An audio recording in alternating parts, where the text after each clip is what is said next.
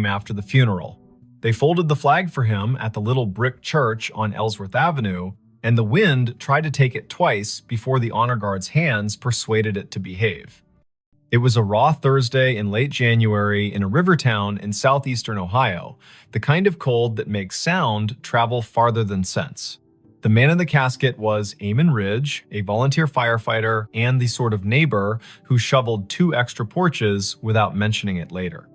The service ended at 4, the last handshake landed at 4:20, and by nightfall, the street had gone back to being only a street. At 9:13, Leora Penn took her seat at the county dispatch console, slid on her headset, and watched the board come alive. At 9:31, the line marked 911 flashed with a familiar number. His number, the man everyone had just buried. Before we begin, tell me, where are you listening from and what time is it there?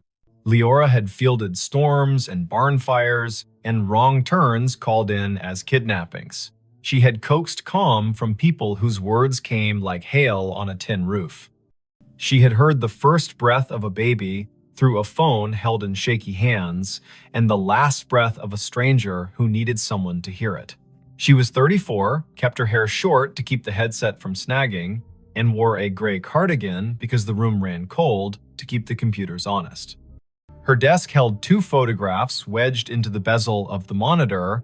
One showed a river in summer, green as a promise. The other showed Eamon and his daughter Cass standing in front of the station engine with that look people get when duty gives them a reason to grin. The year was 2022.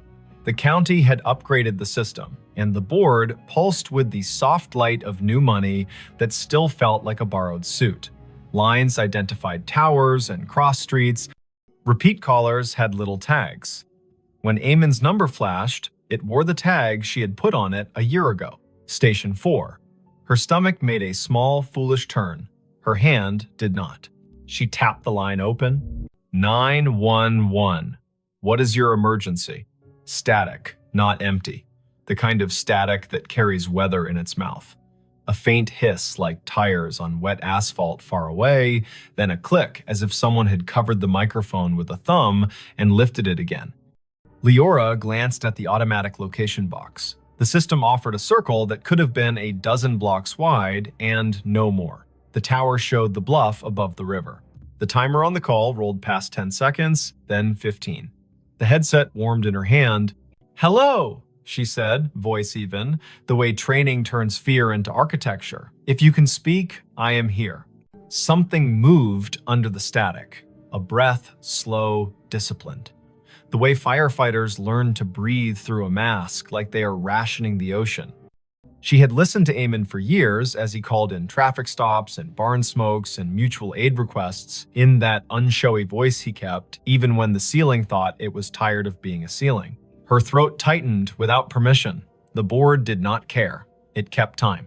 The night supervisor, Brandt, rolled his chair closer, not touching her cord. He was 50, part-time philosopher, full-time keeper of snack drawers. His eyebrows asked a question he did not give words to. Leora tapped a note onto the incident log with deliberate fingers. Caller number displays as decedent from earlier funeral. Open line. Faint audio. Possible misroute for memorial device. Possible spoof. Monitor. "Eamon," she said quietly, because sometimes names open doors the way keys do. "If you can hear me, give me any sound." The line breathed once more, then found a voice. Not bright, not ghostly, a man speaking like someone who had walked all day and only now remembered he could sit. It said one sentence, 3 words, patient, back door locked. Brandt's hand hovered over the radio mic. Leora nodded once. He paged Station 2 because Station 4 was morning, and Station 2 would show up with their coats half-buttoned and their hearts arranged like a team. He sent them to the Ridge home on Quint Street, the small white place with a porch swing that had never let a guest feel foolish for needing to sway a minute. Leora kept her voice on the line. "Back door, locked," she repeated, writing it, hearing it, feeling the way the sentence wanted to be a map. "Is someone inside?" Nothing answered at first. Then a second sentence, softer. "Cass asleep." Brant's fingers were already moving the way piano players do when the song makes them want to be faster than they are. Officers on the midnight swing shifted their routes without complaint. The medic crew out of town angled their rig toward Quince in case Grief had found a trick that needed medical names. Leora sent a quick text to the on-call clergy liaison because the county did not believe in letting families be alone with what they could not name. "Amen," she said, "steady. We're sending them. Stay with me if you can." The line hissed like rain on a steel roof, and then went quiet. Not the click of a hang-up, the kind of quiet a room makes when a story finally sits down. The call timer rolled to 1 minute 23 seconds, then stopped. Disconnected, the board told her, cheerful as a toy that believes its work noble.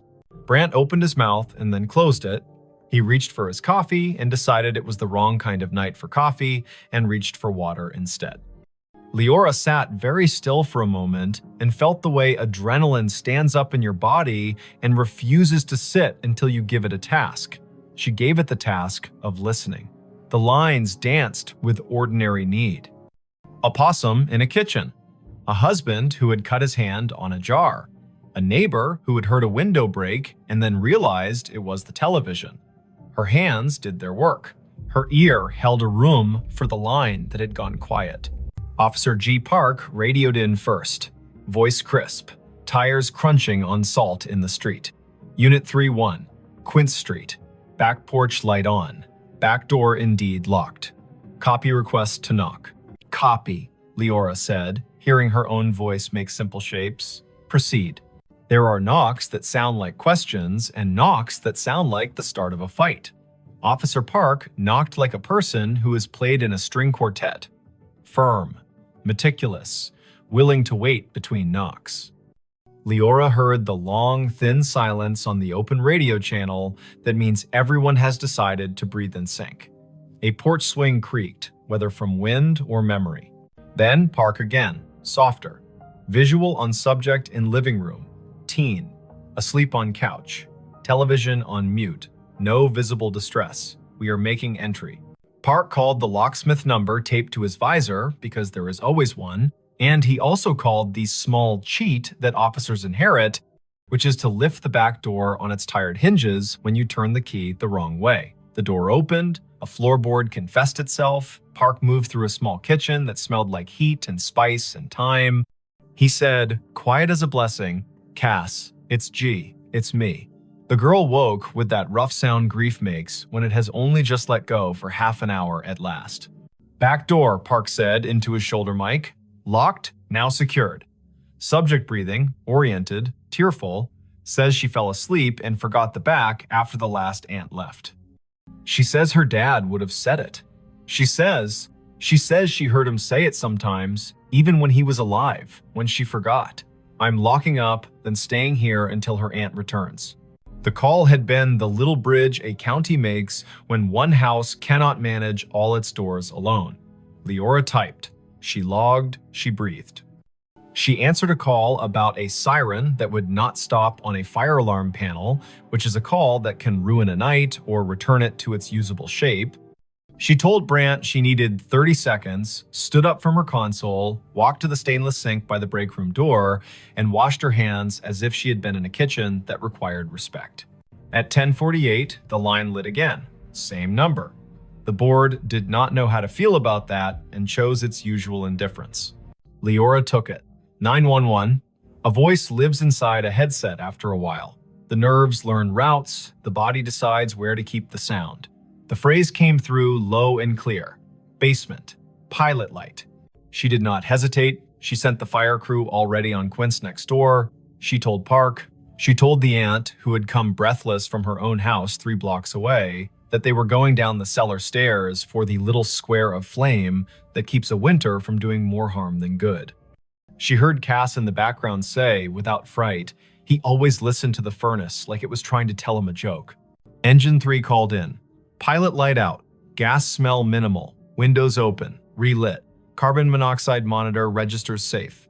A firefighter Rowe, who had once done stand-up for exactly 2 open mic nights, and then decided his comedy belonged in the bay with his coworkers, added gently, Whoever called this in has good ears.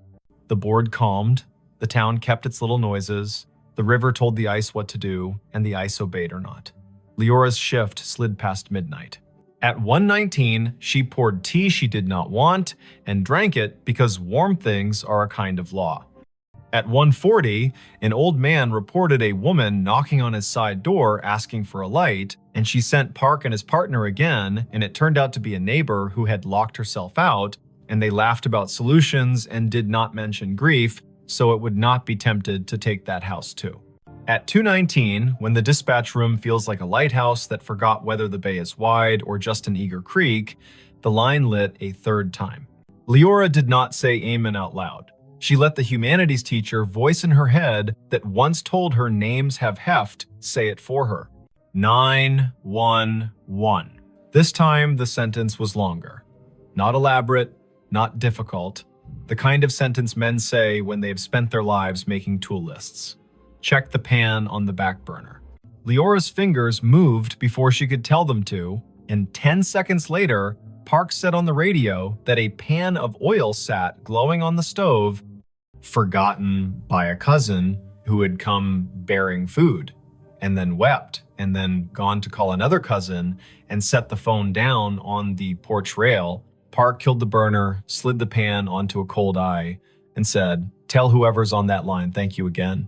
She said, "I will," and understood how inadequate that was, and also how there is no better sentence at 2:20 in the morning when a house has been held upright by 2 extra words spoken by a man with no air left to push them. By dawn, the calls had slowed to their usual winter trickle. The board made its little satisfied beeps, the shift change crept near.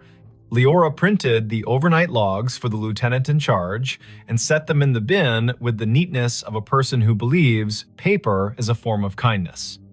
She took off her headset, set it on the hook, and let her neck decide it had been a stiff night. On her drive home, the river looked like a sheet of hammered tin under a sky that had not yet decided whether to blush. She stopped at the corner store for milk and oranges.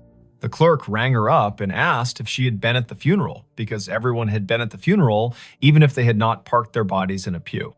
Leora said yes, and the clerk said he had known Eamon since they were boys, back when the river took 2 boys and gave back 1, and how the one who came back had never raised his voice again, unless it was to make a frightened kid laugh in a smoky basement.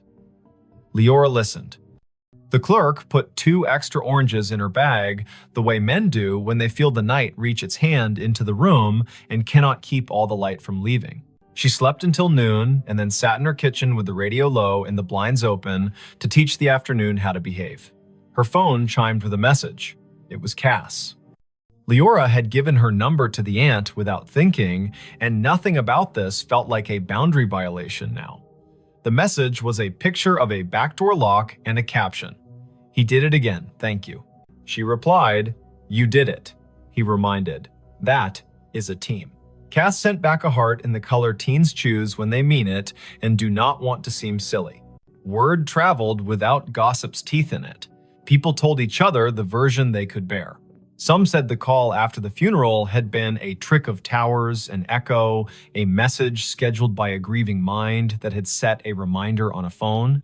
Some said Eamon was still doing his rounds, making sure pilot lights and pans behaved. The chaplain said he did not know the mechanics of it and did not care, that love gets to serve in whatever uniform it likes. The fire chief said quietly to Leora, "If my number ever lights your board and I am not in a position to help myself, send the crew. I will not be offended if you use my name to get them there faster." It is Wannon. The next week brought the kind of snow that erases the edges of things. Leora worked 3 overnights in a row and learned to sleep in squares of 4 hours like a cat. She took a call from a man who had found his wife on the floor and guided him to count and compress, and the medics arrived before the counting rasped the hope out of his voice.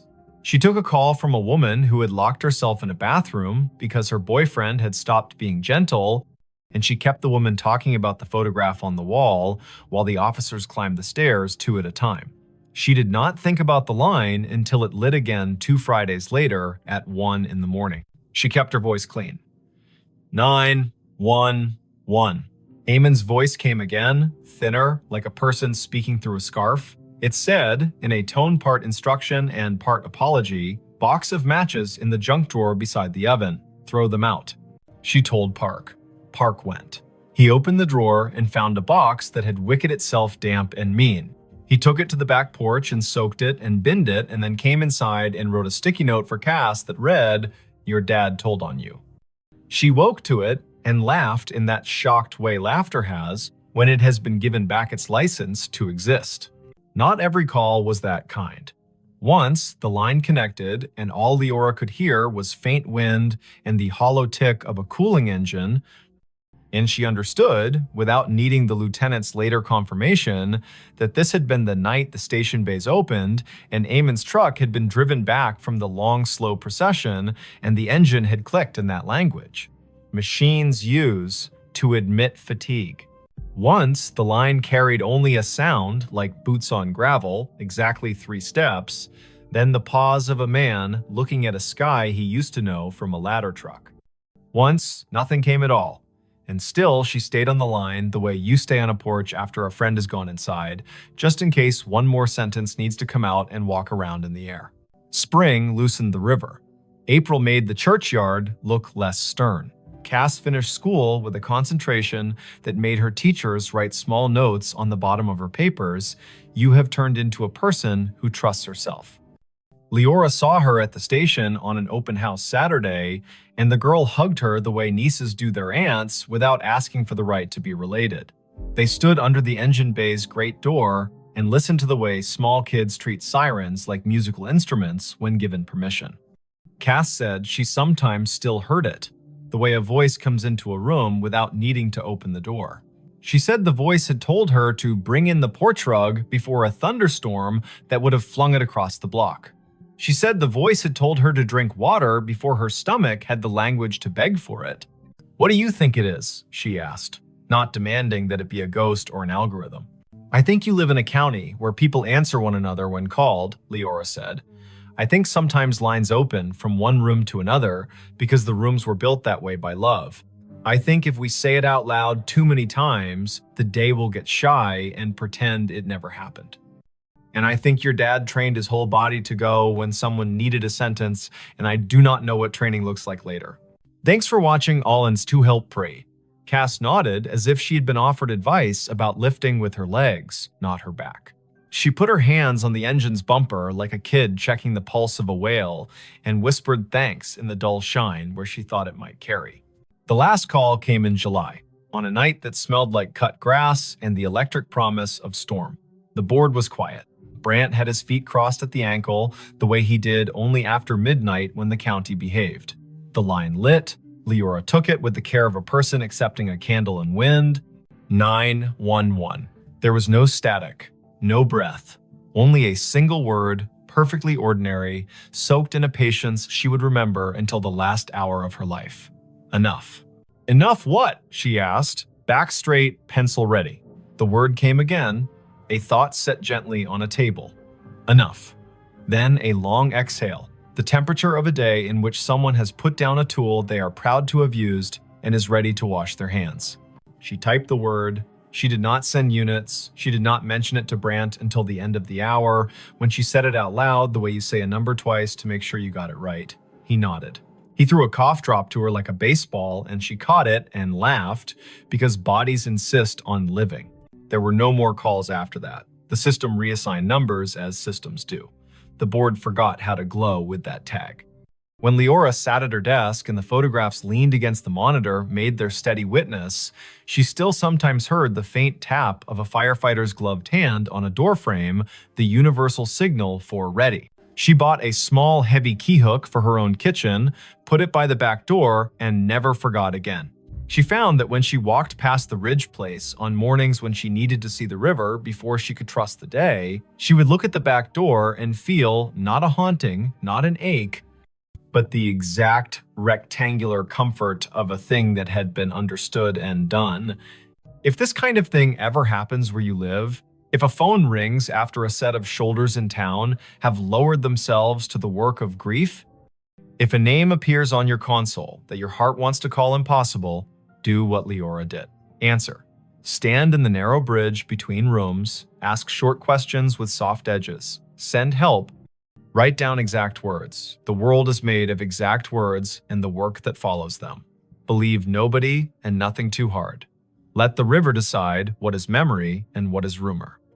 And when the voice finally says enough, let your hands say thank you by resting them, palm down, on the desk you have kept clean so the night can put its weight there for a minute. And if you are sitting in your kitchen with a back door that gets forgetful, say the date out loud to bring the day to heal. Late January 2022. Early April 2022. The hot night in July when rain forgot its manners. Say the town's name so it will remember it has one. Say Amen. Say Cass. Say Leora. Practice the sentence that saved a pan and a pilot light in a teenager who deserved a house that understood locks. Back door locked. Then lock it, then sleep. The county will keep its watch. The river will balance its own ledger. Somewhere, a dispatcher you will never meet will lay a pencil down on a pad with a line drawn through the last open box, a small, perfect check that means this part of the night is finished and the next part may begin. He found a staircase in the lake it still goes up. He saw it when the wind fell off and the lake lay down like glass, a sudden stillness that made every shoreline detail stand at attention. The afternoon sun had taken a step toward evening, yellowed and steady, and the north cove of Lake Lanier went calm enough to show the bones under it.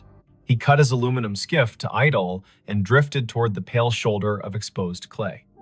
There, not random at all, a run of stone steps pushed up from green water and kept going into nothing the shore could explain, even and true, as if they still believed a front door was waiting at the top. Before we begin, tell me where are you listening from and what time is it there? This was late September 2022, after a summer of stingy rain and long afternoons when the heat felt like it had signed a lease. The lake sat northeast of Atlanta, a blue map of drowned hills and red clay coves, and that year it had read its gauge and decided to show some of what history had asked it to forget. Foundations revealed themselves like old teeth. The ghostly lanes of a two-lane road slipped out of the murk and pointed nowhere. Between Bald Ridge and the mouth of 6 Mile Creek, a staircase announced itself and waited for a person with the right kind of attention to see it. Riven Kettering had that kind of attention. 38. A carpenter and part-time rescue diver who liked small engines and the honest work of making broken things carry weight again. He lived in a rental off Pilgrim Mill Road with a dog who had taught herself to sleep through sirens. He was not a romantic, not really. He was the kind of man who listened to what a hinge said when it wasn't being looked at. The lake had been a job and a solace for him since he moved down from the foothills of Tennessee a decade earlier, and on afternoons like this one, he took his old skiff out to idle over the drown. The staircase began 3 steps below the surface, pale rectangles set into the clay, then climbed above waterline, slick with algae, where yesterday had touched and left. 12 risers showed drop. They marched up the bank as if they had no intention of stopping, then continued past where stone ended, the air holding their measure with a confidence that made nothing in Riven's head feel quite steady. He nosed the skiff forward until its snub bow made a soft knock against the lowest dry riser. The hull and the stone talked for a second, low and hollow. He stood, keeping knees loose, eyes at a level where you can decide a thing without pretending it's not, pretending you first. The steps were fieldstone set into a poured bed, careful work from when hands were steadier because nothing had asked them to type yet. He could see where the mortar had let go, hairline by hairline, and where a leaf had chosen to become fossil rather than compost. He stepped out. The rock took his weight with a small, agreeable groan. He climbed, counting aloud the way you do when a rhythm wants to prove it's a law. 7, 8, 9. A wet line at his ankles where he had waded the shallow to push the skiff in. 10, 11, 12. He stopped where stone ended. The sidewalls rose one more course and then gave way to air. Ahead of him, nothing. Above him, more nothing. And yet his right foot, when he slid it forward with the caution of a man who had once fallen through a rotten porch and did not intend to audition for that pain again, found resistance. Not stone, not water. Not empty. A density like stretched cloth, like cold-pressed sugar, like a stare that remembered itself and refused to forget just because the lake had been told to be a lake. He drew his foot back, scalp prickling, breath in a pocket he didn't want to open too fast. He looked around to see if anyone else had been presented this joke. No one. In late September, a Tuesday can make a cove your private chapel. Far out, a pontoon boat moved like a floor with music on it. Closer in, a blue heron had made the stump of an old post into a claim. Riven set his palm above the end of the stone into the air where a banister would be if someone had finished the thought. He felt nothing until he pushed a hair past what he thought was safe. Then he felt a boundary, the exact height of a handrail in a code book he could recite. He smiled despite the way his heart had decided to pick up the tempo. Something here hadn't drowned entirely. Something here had decided to keep going up. He does not scare fast, Riven. He is a man who has gotten into dark water at night, kindly, and come back calmer for it. But he respects a place with a memory.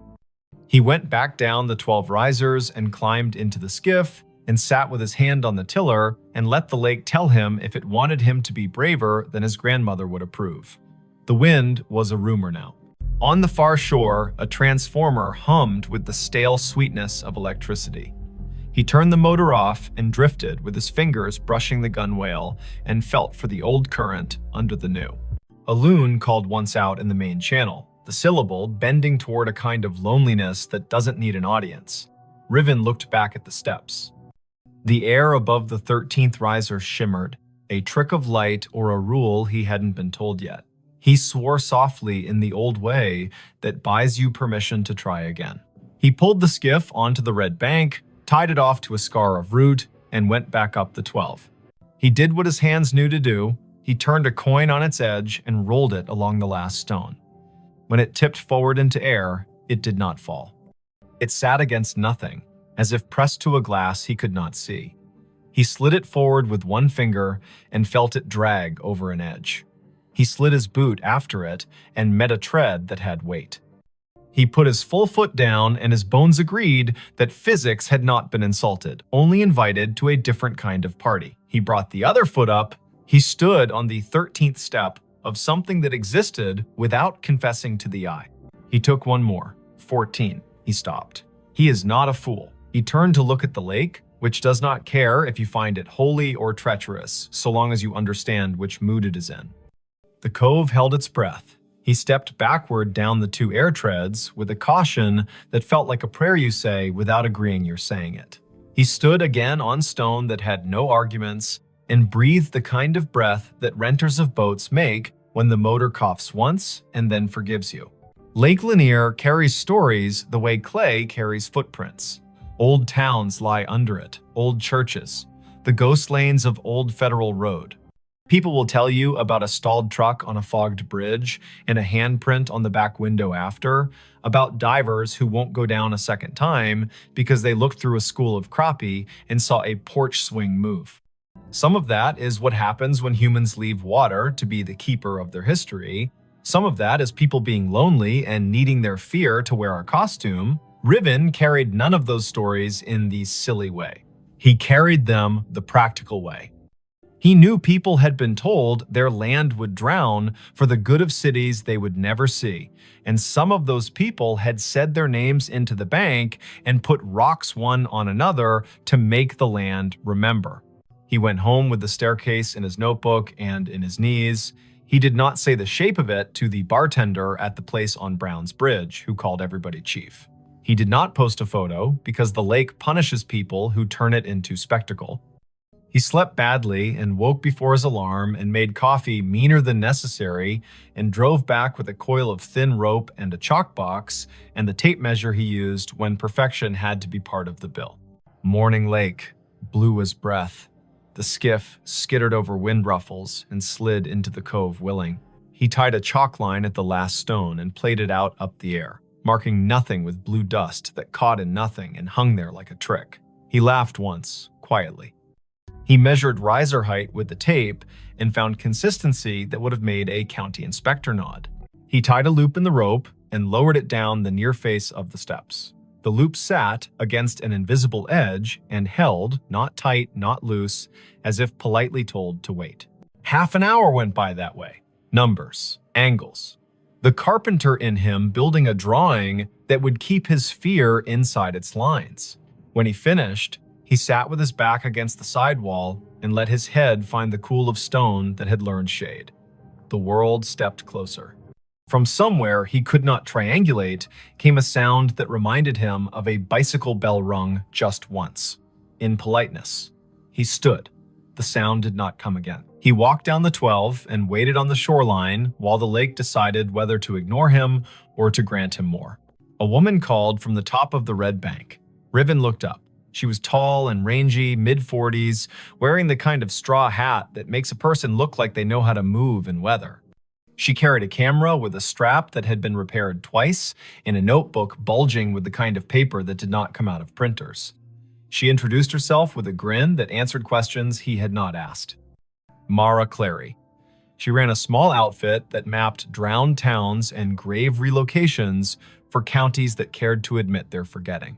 She had a copy of the Army Corps' old charts and a habit of showing up where the lake loaned the present to the past. "I've been told you've got steps," she said, "and that they keep going up." He wanted to ask who had been talking. He wanted not to have his name in a stranger's mouth. But she put her hand on the sidewall like a careful person says hello to an old horse, and the way her face took in what she saw made him feel less alone in his own seeing. He nodded. He told her his name and the number of air treads he'd let himself trust. She whistled low. "Linear tells on itself every few years," she said, eyes on the shimmer above the 13th. "But I haven't seen it do this. Fieldstone, that would have been a front walk probably. Or the stairs to a porch. You can tell from the way these aren't as steep as church steps. And there would have been a dog who slept halfway up until someone came home at supper." "Everyone says that about any porch," he said, smiling despite himself. "Only because it keeps being true," she said, and laughed like a sound the cove had missed. They measured together, she took photos, he held a stick out over the air risers and watched the end bounce against nothing. They left offerings the old way. He peeled the paper off a peppermint and set it on the third stone step. She untied a strip of blue cloth from her hat and tied it to the root that held his skiff's rope. The lake, if it acknowledged that at all, did not show it. She opened her notebook to a page where she had copied in neat letters the names and dates of households taken when the valley was flooded in the early 1960s. 2 farms had sat on this spur, the Sumter place, the Jory place. Sumter had 5 children and a clean way with fence lines. Jory was famous for a Sunday table and a sour temperament the rest of the week. The county had cut checks and called it a necessity. The stairs could have been either family's. But on the sidewall, low near the 5th riser, they found a mark cut into mortar with a nail or a stubborn penknife. A letter. "Jay, you think Jory," she said. "Or June," he said. "Or Josephine. Or a boy who didn't get to grow into his handwriting rights, their first initial into any stone that isn't busy." The lake made a small sound against the hull, a shrug. They came back the next day, and the next after that. In the afternoons, teenagers on rental jet skis came doing grammar the water did not admire. In the mornings, a heron watched like a magistrate. Once, a man in a bass boat cut his engine and drifted nearer and asked if the invisible was real or a trick. And when Riven told him the truth, he raised his cap and said, "Well then," and idled away because some facts want to be left alone to keep being facts. On the 5th day, just after noon, when the light loses some of its slant and the lake starts its long exhale toward evening, the air changed. Riven was on the 14th invisible tread, Mara 2 below on stone, the rope tied at his ankle as if that kind of thing would help. He felt a pressure move across his shin like a child's study of a newel post. The hair on his forearms declared a vote. He looked up. Above him, a faint dark line hung in the bright.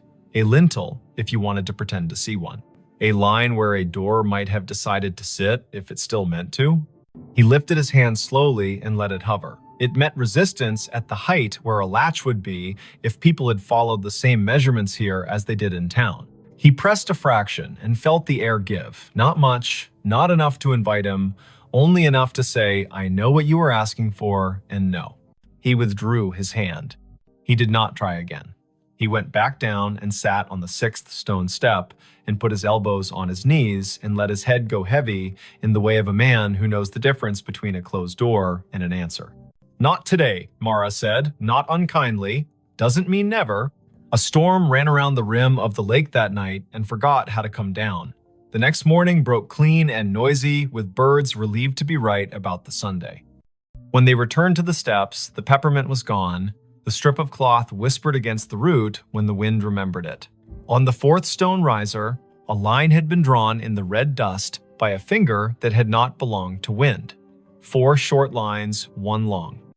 The way a person keeps track of days when they are doing a job no one else is counting, they looked at each other like people who have been included in a conversation without earning it. Mara wrote down the marks in that tidy, practical hand. Riven climbed to 14 again and did not press the air where the latch would be. He listened instead. It is an old trick. The more you don't demand to hear, the more willing a place is to say its piece. Somewhere above him, at the end of the invisible run, a sound came faint, almost an opinion. The scrape of a chair, foot against a wooden floor. Once, then a breath, remarkably ordinary, let out by someone who was done with a small effort and is pleased to have finished. He let his knees bend and went back down step by careful step. The county put out a notice, polite as a church lady, asking people not to climb anything that felt like absence. A man from the Corps came by with a clipboard and a caution that did not include humor and told them to rope the place from the bank. They tied a line and left it slack enough to be ignored by whatever needed to come and go. Mara logged coordinates and photographs and the exact color of the lichens on the sidewall. Riven made a drawing of the steps that showed the air ones the way you show trust, with dotted lines and a note that says, "As found." Word spread anyway. It always does when to leave a thing alone would be the more complicated form of love. A grandmother came and watched from the shade and told her granddaughter a story about the summer her brother rode a bike into a field that is now part of the lake and fell and did not cry, because corn leaves will cut you if you give them. An audience. A man in a Braves cap stood for a long time with his hands in the back pockets of his jeans and didn't tell anyone why his eyes kept the gloss they kept. A boy clapped once and apologized, and then asked if the staircase sounded like anything, and when Riven told him about the scrape and the breath, the boy looked toward the place where a door might be and whispered, "Thank you," like a student to a teacher who has handed out permission slips to freedom. On a Wednesday morning in early October, the lake rose 2 inches. The first stone step went green again. The 12th stayed dry. Riven set his palm to the sidewall as he had begun to do without design and said the names of the months out loud as if they were a key. Mara arrived late, hair in a bandana printed with little cranes, a thermos in one hand and a sheet of onion skin paper in the other, the thin kind that takes pencil and lets the stone's texture come up through. She rubbed the J, the nail-cut letter, and the tally marks. When she lifted the paper, the letter and the lines looked like a message written by someone whose words had to be rationed. She tucked the rubbing into her notebook with a care Riven recognized as kin to prayer. By noon, clouds built into a boast. Mara packed her camera because electric things deserve not to be insulted by weather. Riven untied the rope at his ankle and coiled it with the absent-minded competence of someone who likes ropes for the way they make order out of risk. The air above the 14th step felt different. Cooler, somehow. Denser. He looked up and wanted more than he would have admitted the week before to see something acknowledge him. Not a face, not a figure, an idea. The lake refused. It kept to its rights. Before the storm broke, a small group arrived in silence. Not tourists, not thrill seekers. People in good shoes that did not belong to docks. A woman in a navy blazer. A man whose tie had been loosened by degrees and had stopped at 3. An older woman with a cane that looked like it had been carved by someone who understood trees better than money. They stood on the bank above the line and watched the steps like people watching someone figure skate after having once skated the same routine 3 decades ago and remembering what the body used to hold. The older woman spoke first, to the stone, not to the living. "You kept it," she said. "You stubborn thing. I told them you would." She introduced herself when Riven climbed down to the bank with his curiosity plainly showing. Ada Sumter Jory. Not a marriage, she was quick to clarify, but a habit of names borrowed and kept. Her father had been a Sumter, her mother a Jory by necessity and grievance. She had been 10 when the men from the government came and put stakes on the hill and told her they were measuring to make the river useful. She had been 14 when the kitchen was dismantled and stored in a relative's shed, and the porch chairs were put on a truck without the porch. She had been 15 when the lake finally climbed to the 7th stair and the dogs refused to sleep where they had always slept and had to learn ground new as a dollar. "My granddaddy set those stones," she said, chin lifting toward the steps. He knew the grade by eye. House stood there. She pointed at the air, ran long that way. Kitchen at the back, where mornings were honest. Stairs to the sleeping rooms tucked in right of the door. He told me we build stairs for coming and going and for waiting. That last part is where the world gets the math wrong. She cleared her throat once, a small thing that meant a larger thing had moved through it.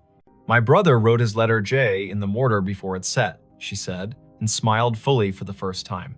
He was 5 and mad because he had not been allowed to carry a stone and needed to have done something the porch would remember.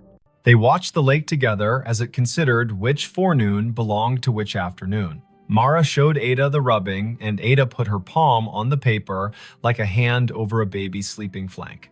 "He stayed mean," she said of Jory, but without any real heat. But he loved that stair. Sat halfway up when he had nothing to do and the weather had nothing to argue about. Played that little bell you keep hearing because he liked the neatness of a sound that stops when you take your finger off it. The storm arrived, they covered what needed covering, the skiff rocked and complained, and then remembered it had been in worse moods and calmed. The rain washed the red dust off the risers and gave them back their gray. The air cooled like a head turning on a pillow to the comfortable side. Ada walked down to the second step and touched it like the forehead of a child with a fever breaking. "Enough," she said to the rain, to the year, to the air that had learned to hold treads. In the weeks that followed, the staircase did what durable things do when they decide to belong to more than one story. It kept being itself. The lake rose and smudged the lower steps and then pulled back like a long breath returned. Riven kept coming because he had begun to like the feeling of leaving a place better than he found it by doing nothing but listening the way a well-made chair listens when a tired person sits.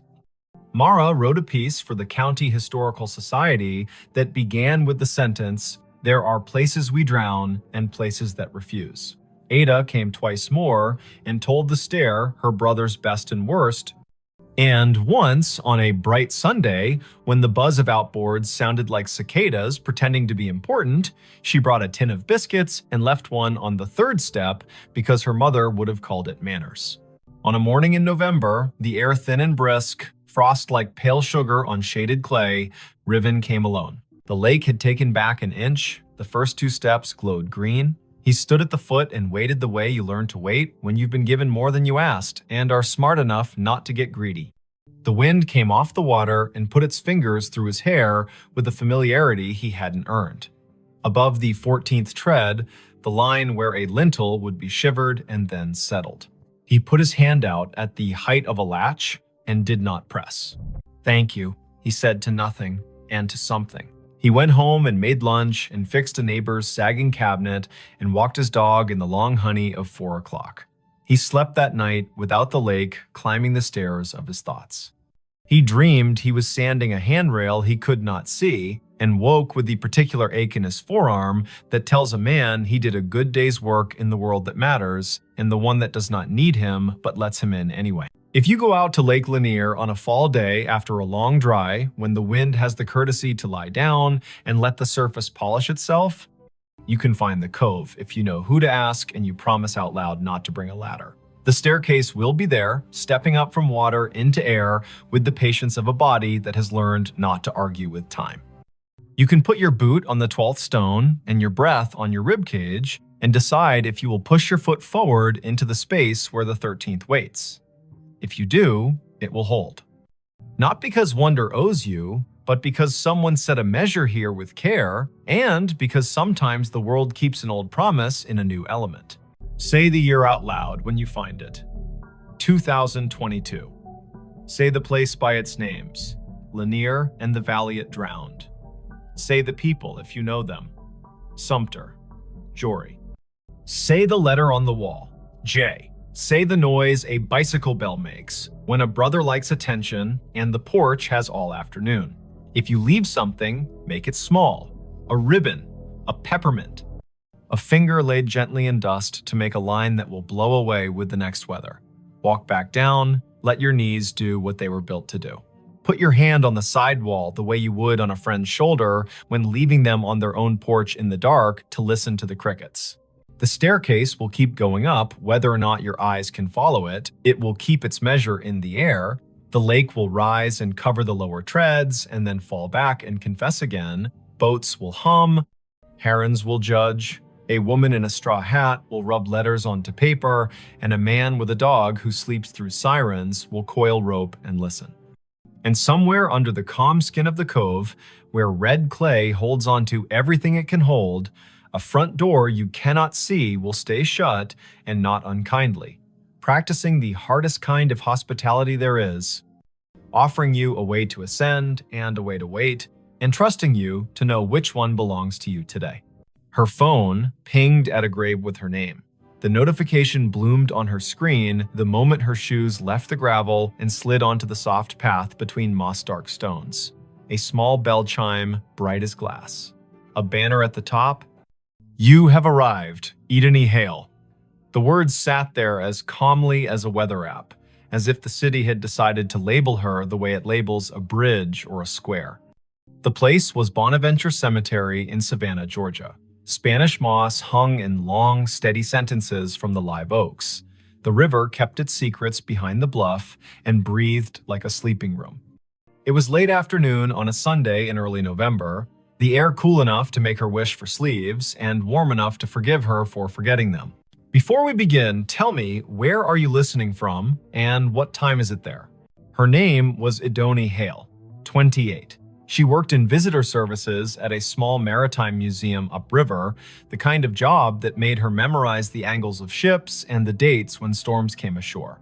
She liked fonts and quiet, and the sound salt makes drying on stone. She was visiting Bonaventure because her friend Anson had flown in from Minneapolis for a long weekend, and the two of them liked places that let you feel your breath in your mouth. The year was 2021. Phones knew where you were within decent intimacy. Some headstones wore small plaques with codes that asked to be scanned and promised a story. They had parked on Bonaventure Road under an oak that had learned to be older than most houses. The sky was simple, a clean coin of light. The volunteer at the office had given them a paper map and a soft-voiced list of locations worth the walk if you wanted your day to hold. Look for the little angels facing east. Find the section where the camellias keep blooming against instruction. There's a family plot that feels like a room you shouldn't step into without knocking. No one mentioned a notification. Edeni stared at her phone. The banner did not give a location like Section F or Plot 31. It was the same tag her calendar used when she arrived at work or home. You have arrived, Edeni Hale. As if she were a place. As if the grave were her. Anson leaned toward the screen and squinted. He was tall and light-footed, a teacher of high school literature who carried poems in his pockets like receipts. He read the banner and then her face and made a small arranging motion with his hands, the way he does when he wants to place humor where fright is trying to sit. That's a bug, he said, not unkindly. Or a geofence you made and forgot. Did you tell your phone to remind you to be yourself today? She clicked the banner to see where the phone thought she belonged. A map opened, a blue dot pulsed with the steady patience of a small heartbeat. A gray pin sat 100 feet east in a section labeled McAllister. The pop-up bubble above the pin read Ideni Hale in the same unsentimental font. She did not have a virtual contact called a cemetery. She had not created a reminder to arrive at her own name. The phone had decided the path curled between stones with dates that made you speak them out loud, because numbers are easier to hold when they come through the mouth. 1873, 1920, 2009. The Oaks leaned as if sold on the idea that the living need rehearsal space. Anson spoke a tour fact about a poet who loved this place and whose plaque visitors touch in a small, quick superstition. Idoni nodded because liking facts is a way of staying steady. Her pocket shook again. Another chime, the same banner. You have arrived. Ideni Hale. She breathed the way the yoga teacher on the internet tells you to. In through a count of 4, hold for 4, out for 6. They followed the path east until the bluff opened its shoulder and let the wind test their sleeves. The section ahead was a little higher, a little more sure of itself. A plot enclosed by low stone, dressed in ivy, sat beneath a live oak that looked like a table that had decided to grow legs. In the center stood a headstone gray as rain, taller than Idoni's shoulder. The name at the top held Ideni Hale. She stopped. You might have stopped too. Her name was not common. Her mother had found it in a book of Old English names and liked the way it sounded like a promise made under a tree. She had never met another Ideni. To see the letters in this order on stone felt like stepping into a movie where you have lines you did not audition for. Anson's hand found her elbow without a show of it. He had the sense not to say, wow, or are you kidding? He stood with her and let the river finish a sentence neither of them had started. The dates carved below the name were the first clean relief, 1974 to 2014, not hers. A woman 2 decades older, gone 7 years now. Under the dates, a line that read as Keeper of the Keys. The stone carried a small oval of glazed photo, a face with hair tucked back, eyes steady, a glint of a keyring at the edge of the frame. The oval was rubbed to a shine from fingers, the way love polishes small things while refusing to say it is love. On the right-hand corner of the stone, someone had bolted one of the new plaques with its little square of patterns. Scan to learn more. People who love story cannot resist a square that holds one. Ideni lifted her phone and let the camera see. A link opened without asking for anything. A page built by a memorial service company bloomed. At the top, the name again. Below, a small biography. A life lived with habits, upright and kind. A childhood in Chatham County. A long run as cemetery sexton. The last line read in a voice that felt like a woman sitting on a step with a mug and a warning and a grin. If you need something, tell the ground. It will tell me. While she read, the phone hummed again. Not a banner this time. A little circle pulsing at the top of the screen, the way maps announce a place with enthusiasm. The circle flashed once, then settled. Ideni swiped down to see the source, a calendar reminder with no category. White, titled simply, Arrived. Location, here. She had not written that. The phone, perhaps, had decided the day needed a label, or the small plaque had more to it than the page admitted. Anson said the woman in the photo had librarian eyes. He meant that as a compliment. He pointed at the keyring. He said his grandmother had been a keeper of the keys at a church in North Dakota, and those women know where every grief sits at every hour, the way a night janitor knows which chairs spit gum and which ones sigh. They stood a while. People walked past in respectful silence, guided by a docent's voice that held just enough theater to keep 15 people from wandering into their own daydreams. Spanish moss moved like thought repeating itself. A flake of light rose off the river and fell back as if it had changed its mind about being air. It would have been a good story already finding your own name on stone, a phone that had the audacity to tell you you had arrived, but something else decided to be true. A little tone sounded from the phone, the way sounds do when an app you forgot you had decides to help. It was the noise her AirDrop made when someone nearby wanted to share a photo at inopportune moments. The screen shifted to a dialogue. A file offered to send itself to her. The sender name was a string of letters and numbers that meant nothing. The file name read Keys. Anson leaned in and made his face calm. "Decline," he said gently, "because strangers in public places with quick hands make tricks, and both of them work in museums and have seen every version of the human habit of testing boundaries." She hovered. Decline would be wise. Accept would be a dare. She pressed accept because sometimes you let stories finish what they start. The file downloaded. It was not a photo, it was an audio file, a minute 42 in length. The waveform showed it wasn't silence. She tilted the phone toward her own ear instead of speaker because you don't open a voice in a cemetery loud unless the voice has earned the right. Static first, then the sound of wind combing something thin, then a woman's voice, the age of a woman, who tells tools where they belong and expects cooperation. The voice said, "Dry as a towel and warm as a summer kitchen. If you are standing over me, child, and your name is mine, you can help me keep my promises. Put your phone on the stone and leave it be a minute. It will tell you where to stand next." Anson's eyebrows did a small jazz riff and then tried to behave. "Okay," he said softly, a word that meant, "I am here and I am not going to ruin this with cleverness."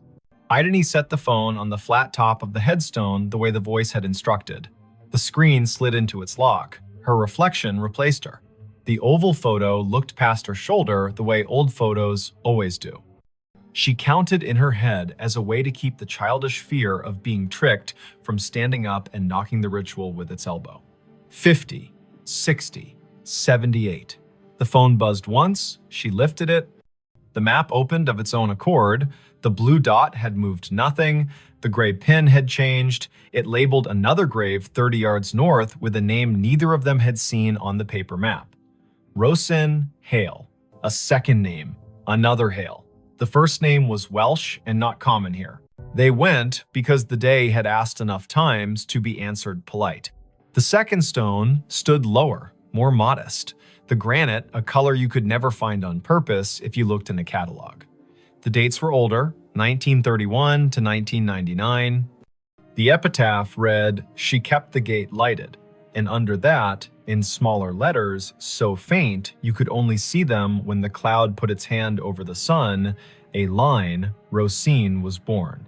Rosine Idris. She married into Hale and stayed.